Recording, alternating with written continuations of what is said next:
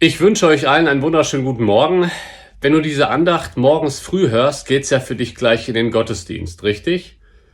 Jetzt sagst du, Moment, Gottesdienst? Wir haben Montag.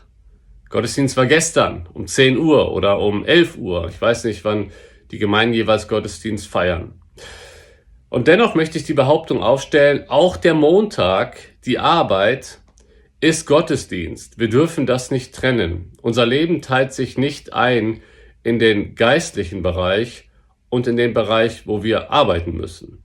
Denn Arbeit ist auch Gottesdienst. Gottesdienst geschieht nicht nur am Sonntag, Gottesdienst geschieht am Montag.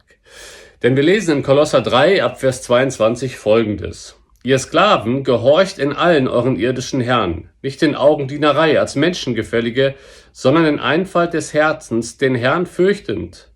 Was ihr auch tut, arbeitet von Herzen als dem Herrn und nicht den Menschen, da ihr wisst, dass ihr vom Herrn als Vergeltung das Erbe empfangen habt. Ihr dient dem Herrn Christus. Paulus spricht hier die Sklaven in Kolossä an.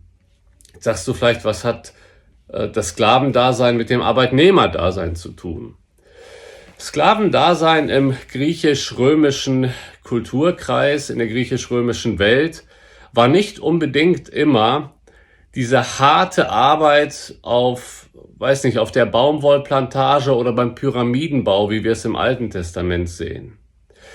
Im griechisch-römischen Reich konnten Sklaven Finanzverwalter sein oder Köche, die eben für ihren Herrn gearbeitet haben. Insofern ist die Gleichsetzung oder die Identifikation zwischen dem Sklaven in der Zeit der Bibel und dem Arbeitnehmer heute gar nicht so weit weg. Und außerdem geht es hier um Prinzipien, die immer auf dem Arbeitsleben gelten. Paulus sagt hier, ihr sollt nicht eure Arbeit tun, einfach nur um euren Herrn, um euren Arbeitgeber zu gefallen. So Hauptsache, ich bekomme ein Lob von ihm und das brauche ich, deswegen mache ich gute Arbeit. Sondern Paulus sagt, ihr sollt arbeiten dem Herrn fürchtend. Das heißt, in dem Bewusstsein, Gott schaut zu. Ich arbeite vor Gott und ich will ihm eine Freude machen. Ihr dient nicht in erster Linie eurem Arbeitgeber, euren Herren, sagt Paulus, sondern in erster Linie dient ihr Gott auf der Arbeit. Das heißt, für dich heute Morgen, wenn du gleich an die Arbeit gehst oder wenn du diese Andacht Montagabend hörst, dann gehst du Dienstag vermutlich wieder an die Arbeit. Wenn du diese Andacht hörst, wenn du gleich zur Arbeit gehst, beginnt für dich gleich der Gottesdienst auf der Arbeit. Streng genommen müsste man sagen, der Gottesdienst geht einfach nur weiter, denn unser ganzes Leben ist Gottesdienst. Ich habe die Vermutung, dass viele Christen hier eine Trennung machen, gedanklich. 8 Stunden Arbeit, das hat nichts mit etwas Geistlichem zu tun. Das ist Mittel zum Zweck, damit ich Geld habe und meine Familie ernähren muss. Und danach kann ich mich ja für die Gemeinde einsetzen. Danach kann ich für meine Familie da sein. Danach kann ich Gott dienen. Und dann denken wir das doch einfach mal durch. Wir befinden uns ja als Christen vermutlich so um die 40 Stunden pro Woche auf der Arbeit. Das würde bedeuten, dass 40 Stunden jede Woche nichts mit Gott zu tun hat. Und das stimmt nicht. Das ist eine Lüge. Denn auch unsere Arbeit, wo wir 40 Stunden pro Woche circa, 8 Stunden am Tag verbringen, ist Gottesdienst. Der Gottesdienst beginnt nicht erst danach, wenn wir uns am Abend noch ehrenamtlich für die Gemeinde einsetzen.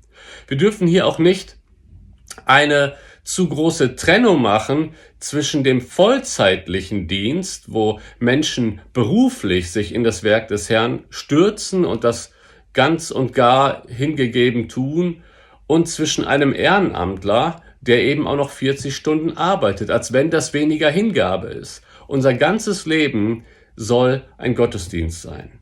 Ich bin so froh für die Erfahrung, die ich sammeln konnte im Berufsleben, bevor ich an die Bibelschule gegangen bin. Ich habe teilweise für einen christlichen Chef gearbeitet, der mittlerweile mein Schwiegervater geworden ist, seit einigen Jahren. Und es war so gut für mich, von ihm zu lernen, wie ein christlicher Geschäftsmann christliche Prinzipien in der Berufswelt einsetzt, lebt und mir auch beigebracht hat, dass Arbeit auch etwas Geistliches ist. Und die Schriftgrundlage ist mindestens Kolosser 3, die Verse, die ich vorgelesen habe, aber wir sehen es auch an anderen Stellen.